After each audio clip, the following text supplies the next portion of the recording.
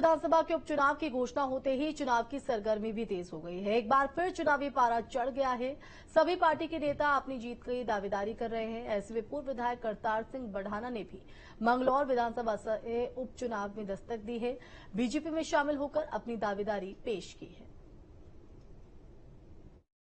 देखो, ये टिकटॉक का तो ये है कि जब तक पार्टी चारों तरफ से सोच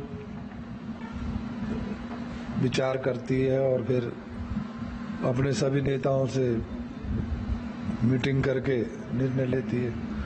अब मैं तो उस मीटिंगों में हो नहीं पाता हूँ, तब उन्होंने क्या निर्णय लिया है अभी तक तो इसने, अभी भाई कह रहा था हमारा कि उनके तो टिकट हो गए हैं, हाजी जी के और उनके काजी जी के। मैं कि भैया हमारा भी हो ही जाएगा, अगर होना होगा तो। देखिए, मैं किसी की बुराई भी नहीं करता, क्योंकि अगर मैं बुराई तब तो करता जब मैं यहाँ कंपटीटर ना होता। अब अगर मैं बुराई करता भी तो ये तो हर आदमी ऐसा ही करता है कि कंपटीटर जो है ना अपने विरोधी को तो बुराई बताता है। तो मेरा यही है कि अगर वो कहते हैं ना कि जब तक आदमी जो है प्रार्थना करता रहता है, दुआ संतों की लेता रहता है, लेकिन जब उनकी पुकार पूरी होती है या उनकी अर्जी लग जाती है, तब कोई ऐसा आदमी आता है जो परमात्मा उनको जो सुकून और जो दर्द है, दर्द का इलाज और सुकून उनको दिलाने का काम करता है। और इसी खबर पर ज्यादा जानकारी के लिए रुक करेंगे संवाददाता अली मेहंदी हमारे साथ लाइव जुड़ गए हैं। अली, अब लोकसभा चुनाव के बाद रुड़की के मंगलौर विधानसभा उपचुनाव की हलचल तेज हो गई है, क्या जानकारी? मैं आपको बता दें कि 10 जून को जो है निर्वाचन आयोग ने ये सूचना जारी कर उपचुनाव की सूचना जारी कर दी थी। इसी को लेकर जो है यहाँ पर मंगलौर में चुनावी सरगर्मियां तेज हो गई है और कांग्रेस हो या बसपा हो, सभी जो है तैयारियों में लग गए हैं। यहाँ पर जो है अब 14 जून को जो है नामांकन पत्र भरने की प्रक्रिया शुरू हो जाएगी और 21 जून तक ये प्रक्रिया चलेगी।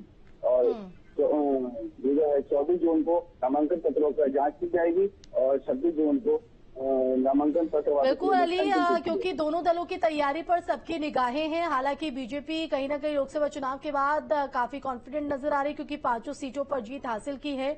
लेकिन अब नुकसान जिस तरह से कांग्रेस को उठाना पड़ा है, उसके बाद अब इन उपचुनावों को लेकर कांग्रेस भी सक्रिय नजर आ रही है और पूरी तरीके से अपनी जो कमर है वो उपचुनाव को लेकर कस ली है। अगर बात करें मंगलौर की, तो काजी यहां से चुनावी हुंकार भरते हुए नजर आएंगे उपचुनाव को लेकर कांग्रेस की तरफ से।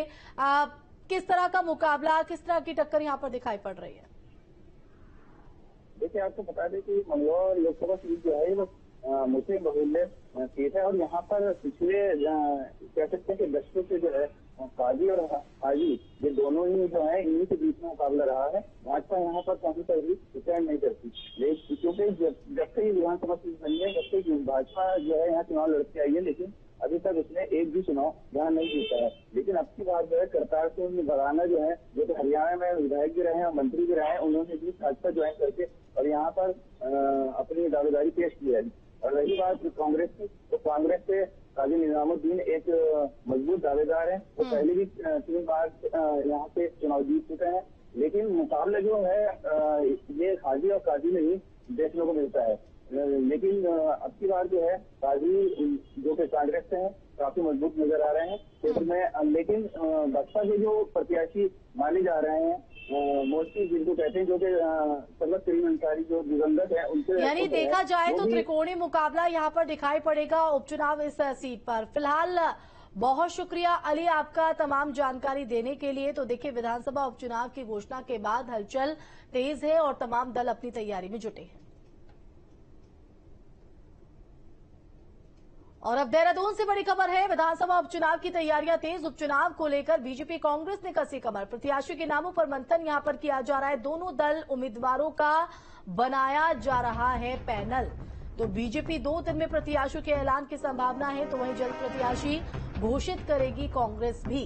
तो कई नामों का पैनल हमारे पास आया है। करण माहरा की तरफ से ये बड़ा दावा यहां पर किया गया है। तो उपचुनाव को लेकर सुगबुगाहट तेज है और उपचुनाव की तैयारी में दोनों दल जो है वो अपने अपने तरीके से जुटे हुए हैं। बीजेपी कांग्रेस ने पूरी तरीके से उपचुनाव को लेकर कमर कस ली है और देखिए एक बार फिर बैनरों से जगह है वो पोस्टर और यहां पर हर जगह दिखाई पड़ रहे हैं।